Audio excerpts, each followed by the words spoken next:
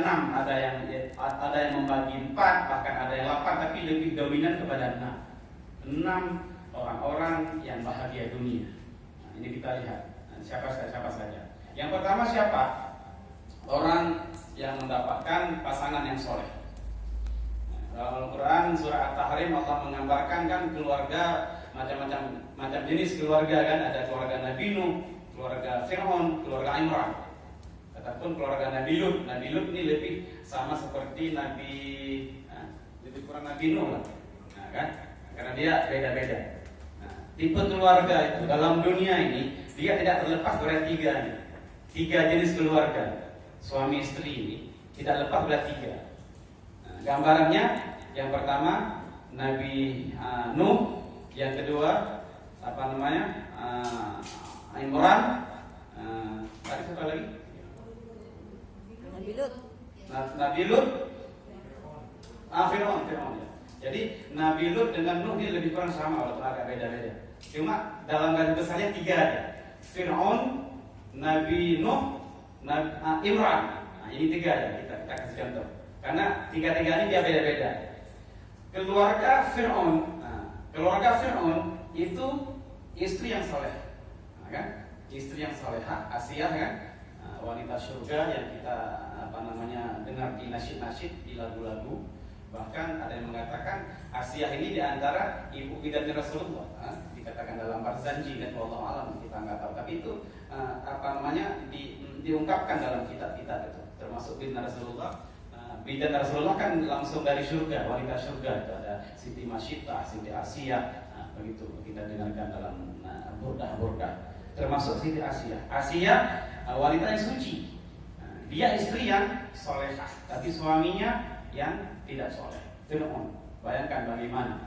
Mungkin ibu-ibu ini kalau ada suaminya agak begitu, itu enggak seberapa itu. Tidak seberapa dibandingkan dengan Fir'aun. Ya kan? Fir'aun kan luar biasa kan kejamnya kan, nggak ada bandingan. Kejam Fir'aun sampai mendakwah diri sebagai Tuhan. Ya. Istrinya itu boleh pilih, boleh tunjuk. Ke pasar dia Munayung tunjuk itu tofu ya. Seperti itu. Sekarang nggak ada. Kami lagi sebidang-bidang kami nggak ada. Walaupun di luar ada keruling-keruling yang lain, tapi tidaklah seperti itu kan. Tapi Fir'aun nggak ada baiknya itu kalau dari segi agama. Ini keluarga yang pertama. Keluarga bahwa ada suami yang tidak soleh, suami yang tidak baik, tapi istrinya soleh. Yang kedua, keluarga Nabi Nuh. Ini sebaliknya kan?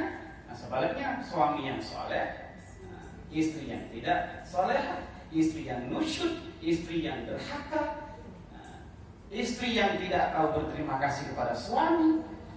Udahlah mendapatkan jodoh Nabi, kan bukan sembarangan. Ibu-ibu ini kalau dijodohkan dengan Nabi kan pasti mau kan. Ini udah diberikan jodoh Nabi tapi nggak bersyukur. Bagaimana itu ketika Allah lantik, dia takdirkan dia menjadi istri Nabi di antara pilihan yang nggak akan mendapatkan oleh orang yang lain. Orang bermimpi pun berdoa supaya mendapatkan suami yang soleh, nggak dapat. Ini udah dapat suami yang soleh, jadi sia-siakan. Ini dia keluarga Nabi Nuh bersama anaknya nggak mau patuh kepada suaminya. Nabi Nuh mempergunakan seluruh hidupnya untuk berdakwah kepada Allah Subhanahu wa Ta'ala. Tapi penentang yang pertama adalah orang terdekat pasangannya, yaitu istrinya bersama anaknya. Yang kedua, dan yang ketiga keluarga Imran.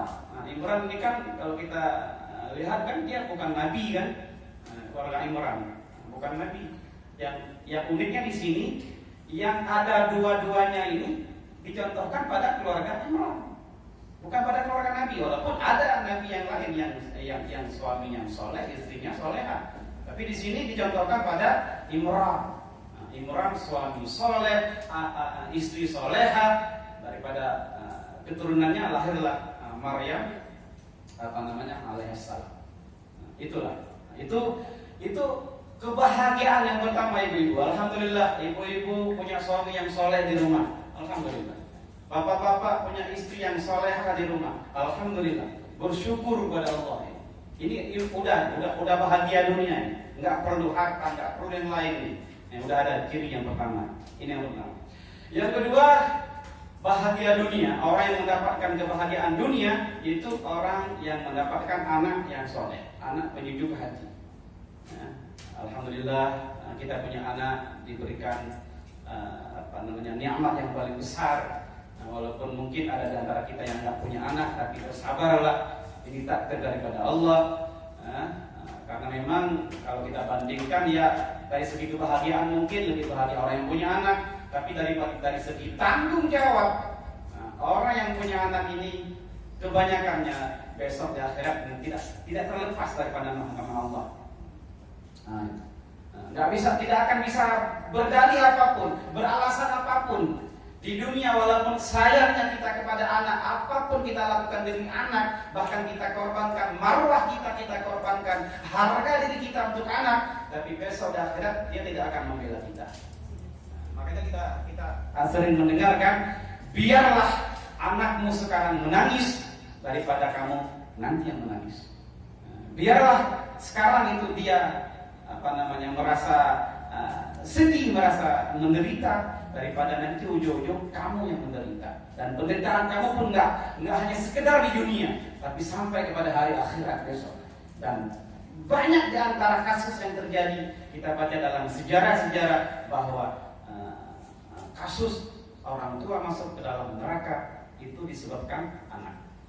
Maka oleh karena itu bahagialah orang-orang yang punya anak yang soleh, anak yang solehah, anak yang patuh, anak yang taat. Yang mungkin di sini juga termasuk anak-anak didik kita, anak-anak murid kita. Bahagianya sungguh satu anugerah yang paling besar yang Allah berikan kepada kita apabila yang mendapatkan anak yang soleh. Yang kedua, yang ketiga, bahagia dunia juga punya jiran, tetangga, teman. Punya jiran, tetangga, teman yang soleh, teman yang baik. Teman yang kadang-kadang dia lebih baik, lebih bagus daripada keluarga kita. Kita di perantauan nih, banyak kasus nih, banyak kejadian-kejadiannya. Kadang-kadang keluarga banyak musuh.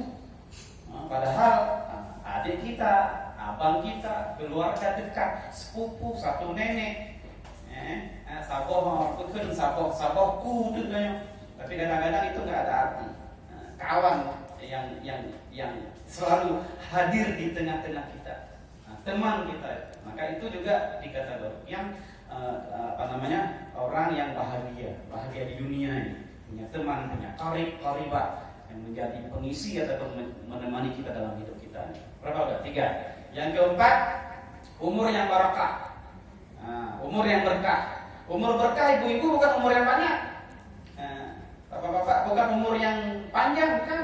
Umur yang berkah, umur yang sempat dipergunakan di jalan Allah itu berkah. Walaupun nggak lama, walaupun hanya beberapa tahun, walaupun kadang-kadang nggak balik pun, tapi berkah umurnya itu. Menjadi satu contoh bagi kita, teladan bagi kita. Kalau kita baca sejarah kan umur-umur orang-orang hebat, orang-orang besar itu, ulama-ulama itu nggak banyak itu. Nggak jauh lah kita kasih contoh Imam Nawawi, ya. Imam Nawawi, ibu, berapa umurnya Imam Nawawi? 40 lebih ya. Tapi coba karyanya sekarang itu dibaca seluruh dunia, Imam Nawawi. Bahkan herannya Imam Nawawi nggak sempat kawin, apa mau? Sempat kawin Imam Nawawi disebabkan lezatnya beliau dengan ilmu, dengan pengetahuan. Bahkan pernah terucap kata-kata bahwa aku lebih merasakan lezatnya ilmu daripada lezatnya seks. Itu kan. Itu ada perkataan. Sehingga lupa kawin. Doang kawin. Lezatnya ilmu, doang kawin. Itu. Makanya umur berkah itu umur yang ada makna, ada arti yang kita pergunakan di jalan Allah. Yang kita pergunakan pada hal-hal yang bermanfaat. Apakah untuk kita bermanfaat, untuk keluarga, jiran, ataupun untuk muslimin siapapun yang ada di sekeliling kita. Umur yang berkah juga tergolong di antara orang-orang yang mendapatkan kebahagiaan dunia. Berapa ada? 4. 5 di antara orang-orang yang mendapatkan kebahagiaan dunia, ini dia. ada rasa ingin terus mencari ilmu. Nah, cinta kepada ilmu. Ataupun begini ya, dalam hadis kan dikatakan, man yuridillahu bihi khairan yufaqihu fiddin. Ini hadis. Orang-orang yang Allah kehendaki dia ini baik, nah ini kan baik juga bisa kita kasih mana kan bahagia kan, orang bahagia. Man yurid ini kan majsum kan, yurid fi'il mudhari kan, makanya may yuridillahu. Man yurid, orang yang Allah kehendaki orang ini baik, orang ini bahagia, Allah akan menganugerahkan kepahaman dia tentang agama. Orang yang Allah berikan ilmu dia ini tentang agama, tentang hidup ini.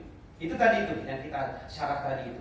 Di antara orang yang berilmu, di antara ulama, di antara orang-orang yang menjadi pilihan, itulah mereka yang berilmu. Bahkan dikatakan dalam hadis yang lain, orang-orang yang berilmu itu lebih mulia, fadilahnya lebih tinggi, sama bandingannya seperti bandingannya Rasulullah dengan sebodoh-bodoh orang pada waktu itu.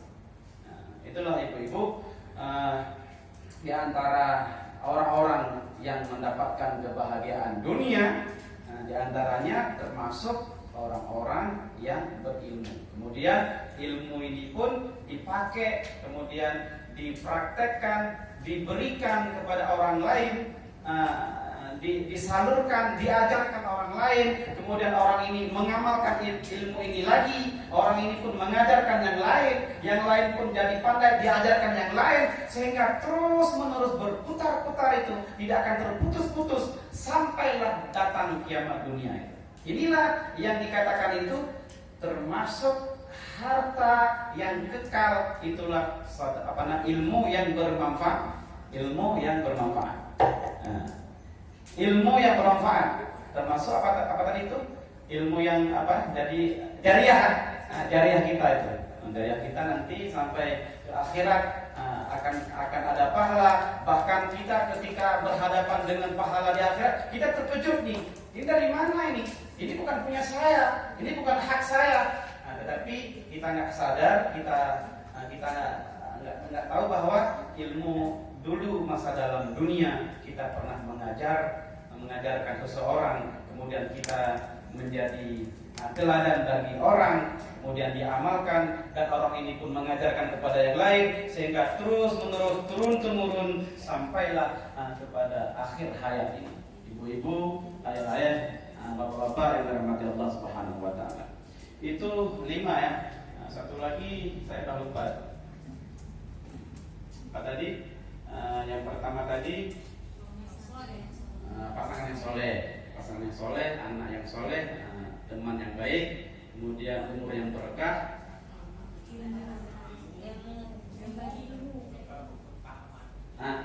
ilmu. Allah berikan paham tentang ilmu. Satu lagi,